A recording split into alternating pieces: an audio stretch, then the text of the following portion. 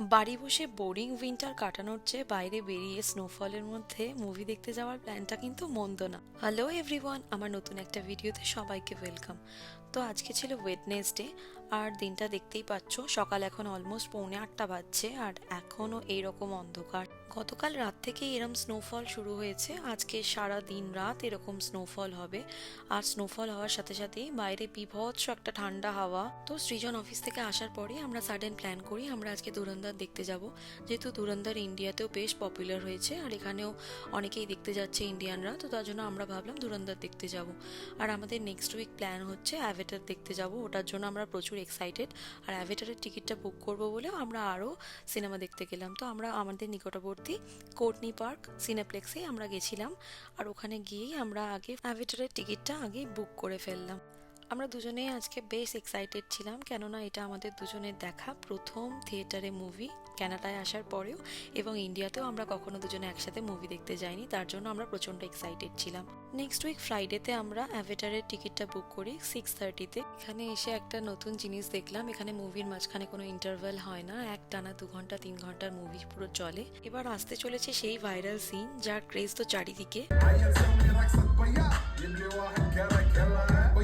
طق سيارة بوليس يلا يلا سوي لي رقصة تعال رقصة البطريق ولا سلطة في ما يا أخي توس عندي خوش فصل يا أخي توس يلا خوش رقصة يا أخي توس عندي خوش فصل يا أخي توس يلا خوش رقصة حلو حلو زين مكانه حلو ديكوريشن ماله حلو سوي رقصة المارش ملو ربعنا। আমরা এসেছিলাম 7:30 শোতে মুভিটা দেখতে।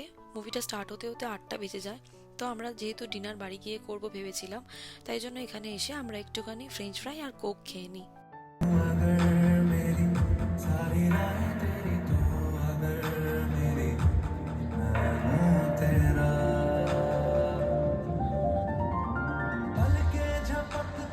আমরা এখন প্রায় মুভির শেষ দিকে পৌঁছে গেছি, আর মুভিটা দেখার পর এটাই আমার মনে হলো, মুভিটা ভীষণ এন্টারটেনমেন্টের জন্য ভীষণ ভালো, কিন্তু মুভিটা ভালো হলেও অনেক কিছু ভায়োলেন্স দেখানো হয়েছে যেগুলো আমার ঠিক খুব একটা ভালো লাগেনি। আমার সাথে অনেকে সহমত নাও হতে পারো, কিন্তু এটা আমার পার্সোনাল অভিমত, আমি তাই জন্য শেয়ার করলাম। 12টা বাজতে চললো, সৃজনের ঘুমও এসে গেছে, কাল সকালে ওর আবার অফিস বেরোতে হবে, তাই জন্য আমরা ওখান থেকে বেরিয়ে পড়ি, কেননা আমাদের এরপর বাড়ি যেতেও প্রায় 20 মিনিট মতো লাগবে। এরপর গিয়ে আমাদেরকে ডিনারও করতে হবে। বাইরে বেরোনোর পরই দেখি হালকা হালকা স্নো পড়তে শুরু করেছে। দেখা হচ্ছে নেক্সট ব্লগে, সবাই ভালো থাকবেন, সুস্থ থাকবেন, আজকের মতো টাটা।